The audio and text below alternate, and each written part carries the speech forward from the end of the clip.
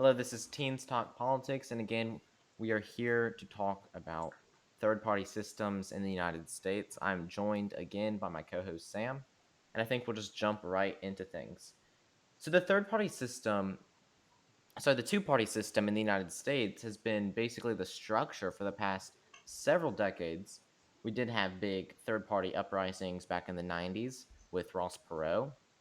Other than that, we haven't really seen major third party like revolts against the main two party system. Yes, we have independents in Congress right now with Angus King from Maine being an independent and Bernie Sanders being an independent. However, they do have to caucus with one of the other parties, and that would have been the Democrat Party. Both Angus King and most famously Bernie Sanders both caucus with the Democrats in the United States Senate. So I think that's a major problem when it comes to these third party systems is the way that things are laid out. If you have the United States Senate, let's take that for an example. You need 50 to have a majority, or if you have the same political party as the president, for example, we have 50 Democrats in the Senate, and then we have a Democrat president. They only need 50 because there's a Democrat president. However, if Trump was in office, then Republicans would get the majority. So 50 or 51, depending on the scenario. If you add a third party that takes a third of those seats, no party reaches a majority. And I don't really know the Senate rules, what would really happen in this scenario. But if no one reaches a majority, then there's no majority leader, I guess, unless I think in my eyes it makes sense. Obviously, whoever has the most seats, let's say Republicans have 34, Hmm. and Yeah, then Democrats have 32, and then that third party had 33, or however that would work out, or yeah. 35. When you're looking at the Just eyes of math. when you're looking at the eyes of the Constitution, majority could mean whatever party holds the most seats, which a majority But that would of be a plurality. huh? That'd be a plurality, but I guess I get what you mean. Yes, and or it could mean whatever party holds 50 or more seats, and But then you also have to yeah, keep going. oh, and when you have that system, it could be difficult for the United States to transition to something like that, where it's more a bit more black and white. And what were you going to say? You also have to think about, let's say you have a third party in office. Let's say that we have four political parties, okay? You have the A party, has a certain amount of seats in Congress. They have a majority, or sorry, a plurality of seats in the Senate. Then you have B party, has some seats, and then you have C party that has some seats, and then D party has no seats in the Senate. However, they have a um, president in the office with that political party. Then what? Especially if there is a tie in the Senate, particularly. Let's say A and B have the same amount of seats, so no one reaches a majority. However, the person in the presidency is a different party from any of the political parties in the Senate. And this is another reason why third parties would be very difficult because that political party in the presidency would have to side with one of the major political parties that might have a tie in the United States Senate. Which is either really good or really bad for politics, depending on what you think about it. Really good, meaning if you say an independent is holding the executive office, and they are just going to side with whatever makes the most sense. Or it could be really bad if you're a bit more partisan and they're holding that office and it just delays politics even further. Right. But just in general, in history, we've never had a time where Democrats and Republicans were the main political parties, where third parties basically made either two parties not reach at least 50 to or 51 seats. Because we had a big third party with Wisconsin, Minnesota, Nebraska, all had third party senators back in the 1930s. However, Democrats had such a strong majority that it didn't matter. Most of them, because it was the farmer labor party and stuff up in Minnesota and Wisconsin, they did side with the Democrats because they were more okay. Let's get good pay wages and stuff for labor workers back in the 30s, and that's basically what they're still their message today even.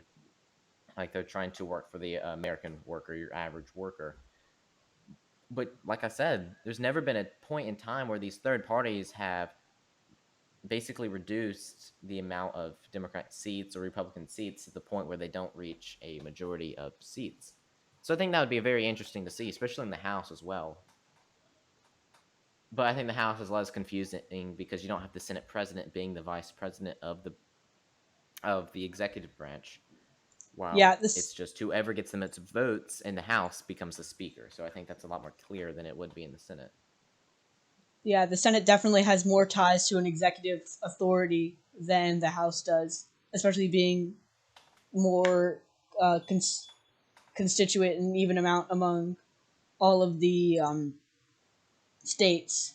Having two elected senators to serve in a Senate and is typically more conceived upon, especially as they, as you were saying, had that vice president influence, especially during ties like 50-50, and how even more confusing that would be if we had three or more party system. Well, I think that's debatable whether or not the executive branch has more ties to the Senate than the House, because, yes, the Speaker of the House is third in line to the presidency, the head of the executive branch, and also the amount of districts each state gets is based on their electoral count.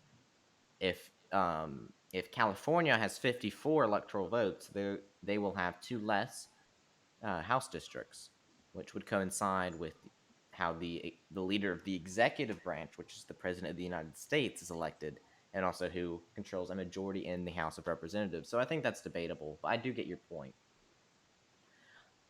But just in general, I do not think a third party would work in the United States because of the reasons I've listed. We're not used to having a system where one party does not have at least 50 seats. It would make things quite difficult, a lot more difficult than it is now to pass things. But I think it would Yep. be better for the country. I think And if you had multiple political parties, you would represent the American people better and also force you to make bipartisan deals with other political parties to pass anything. Because if everything's split evenly, no one's going to have a majority in Congress. They're not going to have that 50 votes that you need. So I think, just in general, that would help the American people, helps the Senate actually get things done in a bipartisan manner where one political party doesn't have X amount of seats that they can pass whatever they want. Because if there's a third party, they're going to be taking away from one party to the other. For example, Donald Trump wanted to create the uh, Patriots Party or America First Party, whatever he wanted to call it. But this would take votes out of the Republican Party, landing Democrats mhm, victories in places they would not normally get a victory. For example, like Kansas, it leans towards the Republican Party of a lot. But if you split the Republican vote in half, basically one for the Republican Party, one for the Patriot Party, Democrats yeah, could win a Senate race there. Yes, they have a Democrat governor, so they have had a history of winning statewide races. However, there's so many other states like that, giving Democrats such a strong majority in the Senate and then possibly the House, depending if there's a bunch of Patriot Party candidates for these House races. yeah, and that raises an interesting point. No party is going to be the first one to split and be, hey, I'm going to split into this party to accurately represent our people. No one's going to do that because eventually, overall, they're going to lose winnings and seats in all over the country, and no party's going to do that, and so that's why it's almost logistically impossible for that to be pulled off. Well, that's because And it's such a power grab for the other party. exactly, that's so. But if you look at like other countries, like places like Canada, their parties, since obviously they're a parliamentary system, making it ever so slightly easier to pass party systems like these with only having one chamber um, divided among the entire thing. I mean, obviously there's the chamber, there's the it's blanking on me. It's the House of Commons and other chambers, but it's easier to establish things like a spectrum per se of political parties so it accurately represents the people. And this works really well for the Canadian people. And among with other countries like the UK and other especially European countries, it allows for an accurate representation where you can see in Canada, for example, it has more of a spectrum. I keep referring to the word spectrum, but it has the Conservative Party, the official opposition, the New Democratic Party, the Bloc Québécois, which I probably butchered that name. Sorry to all Quebecans out there, and the Green Party of Canada.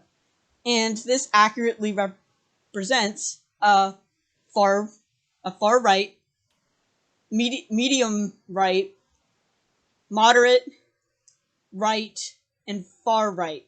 I mean, not far right, far left. I'm sorry about that. But it accurately represents what the majority of the Canadian people want. And the current system that we use in the United States does that, but it could help to narrow it down, albeit, as we say, logistically difficult. So, any thoughts on that, Andrew? Well, I want to say first of all, in Canada and both the UK, in the UK they have the Labour Party, which is the same as the Liberal Party for Canada, and then both of them are called Conservative Party for the right wing. But they have such a large majority in their parliamentary system, whatever the seats are called, that the other parties help the people in that country, whether it's the Canadian people or the whatever you call UK people, British, I guess, the Britons up in UK. It helps them feel like they're being represented. However, in fact, the Liberal Party and the Conservative Party basically or the Labour Party, sorry, take up such a large majority in their parliamentary system that makes the other ones quite obsolete. You can pass a liberal agenda, assuming you just need a majority. I don't know all the rules because I don't live in that country, but I'm assuming you just need a majority to pass things. And the Liberal Party almost has a majority. You only need a few more votes from either the other parties, the Conservative Party or the New Democratic Party, which is another center left to left wing party. I think the only reason that it would work well and would help out the United States is it really just gives people options. They think, okay, which one of these Yeah, parties do I think is gonna represent me best? Which one represents my ideas and my ideology best? Yes, the Liberal yeah, and the Conservative Party have massive majorities, or the Conservative Party doesn't have a majority, but a lot of seats just in general. But it still gives people options on the other three parties that aren't the main two, Liberal and the Conservative Party of Canada. yeah. And going back to the UK reference, it's either a good or a bad thing the way you look at it. A good thing is a good thing for especially the liberals is they are being accurately represented. If a majority or close to a majority of Britons want a liberal parliament, then they're going to vote for it, and that's a good thing. But it can also be a bad thing, making conservatives completely obsolete, and nobody wants that in America. And both parties are going to be mad once that happens because it could vastly change the political landscape of the United States. Although that could work, nobody wants it. It works in UK for one reason, and how divided the country is and how the government works. It's more representative and cooperative instead of the United States, which is more majority based and partisan based. And I'm not saying the United Kingdom and Canada are perfect political areas, but it's certainly different than the United States. Yeah, and I think that's a good point. The United States, it would help the country. It would help the American people feel more represented in our government system with Congress. However, it's never going to gain traction. And that's the biggest problem of third parties. They just don't gain traction in the United States. You have the Libertarian Party. They don't win races. They literally don't win races. We used to have one in the 3rd District of Maine, but he was a former Republican that switched political parties while in the House. But he was elected as a Republican. So he was not elected as a Libertarian because he knew he wouldn't win on a third party. The Green Party literally doesn't hold any offices. They're just there to, I don't know why they're there, to be completely honest. They always run a political opponent in the presidential race and some Senate races and some gubernatorial races. However, they never win. And like I said, they just don't gain traction regardless of the party. The last time a major third party candidate on the presidential level gained traction was Ross Perot in 96 and 92. And he didn't win any states. He was very close to winning states like Maine, but he never actually won those states and never won any electoral college votes. However, he did win a massive chunk of the popular vote, and that's something to point out. People wanted to get away from the main two-party system, but it still did not gain enough traction for him to win any electoral votes. And like I said, that is the major obstacle, probably the largest obstacle out of anything else, is it won't gain traction. People want a third-party system. There are so many people that think the Republican and Democrat Party are not representing the United States and all the American people in this country because they don't just fall under two columns. Which is visibly and prospectively true, but on other ways, it's the simplest form we can get. It's just not gonna work if we have a 3+ party system, because people have preferences and they're gonna side with one side, and with the lack of support, it's hard for any other political party to get traction, as you were saying.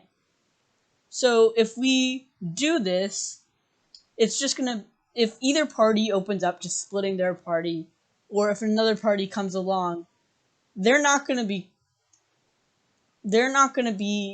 strong enough to face these major parties. Eventually we'll lose things like campaign funds, public support, and major candidates. So it's just logistically and physically impossible. And I'm obviously exaggerating when I'm saying this. I don't think it's going to happen, at least in my lifetime. I think something major is going to happen to one of the political parties, whether it's like what happened to the Whig Party, where they couldn't agree on what to do about slavery, and then they basically imploded on itself, creating the Republican Party.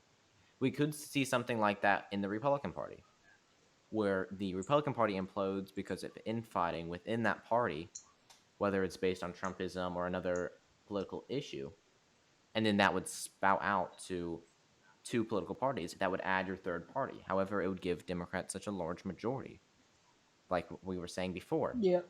You have two right-wing parties and one left-wing party. You know the left-wing party is going to win a very large amount of the time, a vast majority of the time. And I think that's the only way that's going to happen. It's from political infighting in one party, splitting that party, creating multiple parties in the meantime, creating a third party. And that's the only way I see it in my eyes for that to ever happen. I don't think a third party on its own is ever going to gain enough traction, whether it's the Libertarian Party, the Green Party, or some other party. It's never going to gain enough traction. Certain states will elect independents, like I said, Angus King and Bernie Sanders. However, the presidential race is a lost cause. And independence means you're not affiliated with a party.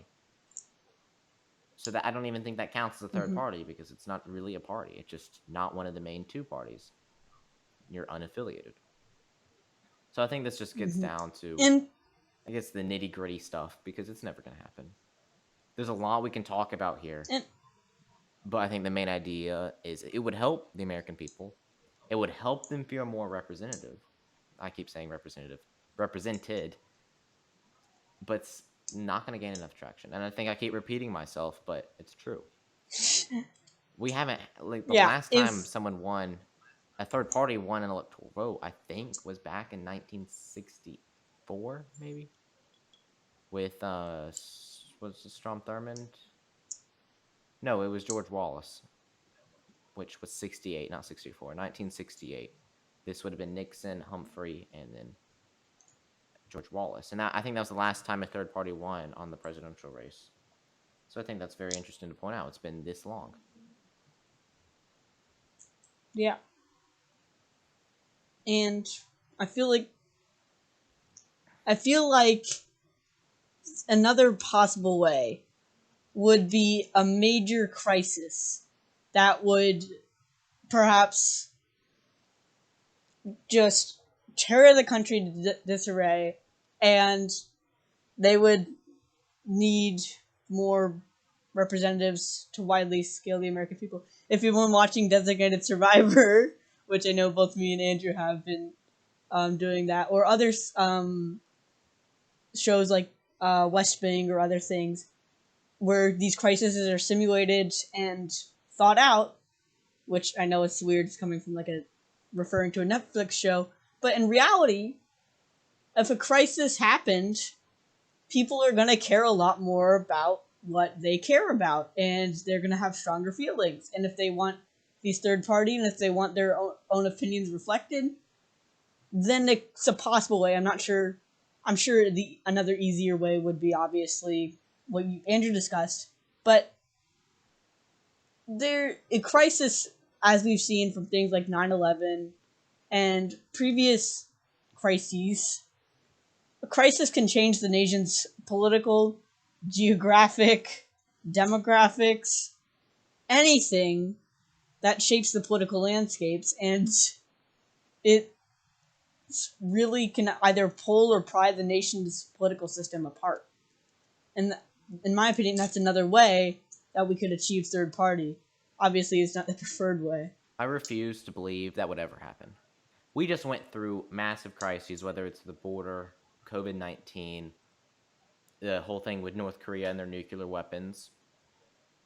The only thing that was resulted in that was the Republican Party lost all the chambers of Congress and then the White House. No third party arose. I don't think that would ever happen. You mentioned Designated Survivor. Yes, independents in that show took a lot of seats. But you know why that's the case? It's because of luck. Because the entire government It's died. all because an independent was in the White House. That would never happen. I can guarantee you that will never happen. The difference, though, between COVID-19 and other major crises is because of leaders in the White House at the time being so adamant that he was right, that he pried, instead of bounding the nation together to defeat this COVID-19 pandemic, he pried the two political systems to make their own, the two political parties, to make their own ideals and totems of each other that they would mock at and hate at, in which pried the nation further apart. In crises where everyone is affected and everyone is sensible of what's happening, we could see a different outcome. I still know. You have a leader that is tearing this country apart, Donald Trump, tearing the political parties apart, trying to, at least, make the Republican Party look at its best, making the Democrat Party look at its worst. Did it really work? But no third parties. I think having a leader like that would actually help third parties arise, because they're saying, okay, so the Democrat Party is not working. How about we split it and vote for a third party? I just don't get your point. It will never happen, I don't think. No crisis is going to create a third party. Yes, you have parties in like Minnesota that want to make marijuana free. I mean, not free, illegal. Make marijuana legal in the state. But never nationwide. It's not going to happen nationwide. Small things like that can gain traction statewide, but never nationwide. It won't happen. There might be some truth to that. I agree with it small-ish on a scale, but it could grow. And that's just a debate that we can have if it comes to it. And we don't really know precisely what will happen. We've been the United States has been rocked by crises that put the nation back together and sometimes tore it apart. And the outcome is almost always the same, depending on how you look at it, or almost always different. And I know that sounds a bit weird and meta when you say it out loud, but it's incredible to see how the nation's politics evolves after a time of great need in the nation. And what evolves from that. As I was saying, the crisis of slavery and the division, as you were saying, the crisis of slavery and the division of the states, I mean, even though this was before that, showed the Whig Party could collapse and form the Democrat and others. Sorry, and it's yet to be determined, as I'm trying to say. Well, I think we're gonna wrap up this episode. Unless Sam, do you have any last thoughts? All right. No. Thank you for listening, and That's make it. sure to come back on Friday for the weekly news. Thank you.